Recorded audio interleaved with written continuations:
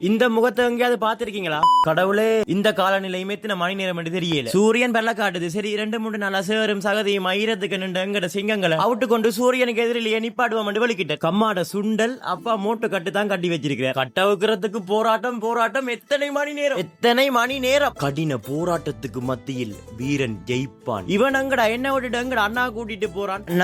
தப்பிச்சு ஓடினா எல்லாரையும் வெயிலுக்கு கட்டி 1 மணி நேரம் தான் தாமதம். அதுக்குள்ள மழை தூருது. வந்தா சுட்டா செத்தா ரிப்பீட். தலைவரே, எனக்கு ஒண்ணு புரிய மாட்டேங்குது தலைவரே. டெத்வா புயலுக்கு எங்கட அப்பா அம்மா விட்டு பாக்கு மேரம். பாபா, என்னால நிக்க முடியல பாபா. இன்றைய மதிய பொழுதுக்கு சமைக்கல. எப்படா மழை ஓயும், எப்படா இவனை கடைக்கு விடலாம். அப்பா அம்மா ஒரு பக்கத்தால யோசிச்சு கொண்டிருக்கவே மழை விட்டுச்சுது. நண்பர் ஒருத்தர் நேற்று நான் பதிவிட்ட காணொலிக்கு கருத்து தெரிவிச்சிருந்தார். அது என்ன கருத்துண்டா, அண்ணா இது காலை கடன் இல்ல மதிய கடன் அண்ணா. என்னத்த சொல்லியால, ஒரே புயல் மழை குளிர் படுக்கதான், போத்தி மூடிக்கொண்டு படுக்கதான். விசரா போய்கிட்டு இருக்கிற வாழ்க்கையில வாரக்கிழமையில இருந்து ஒரு முடிவு எடுத்திருக்கிறேன். உங்களோட கண்ணுல நான் பட்டு கொண்டிருந்தா அது என்ன முடிவென்று நீங்களே பாப்பீங்க. வெளிக்கிட்டு முடிச்சு வெளியே வந்து பார்த்தா அப்பாண்ட பைக்க காணல.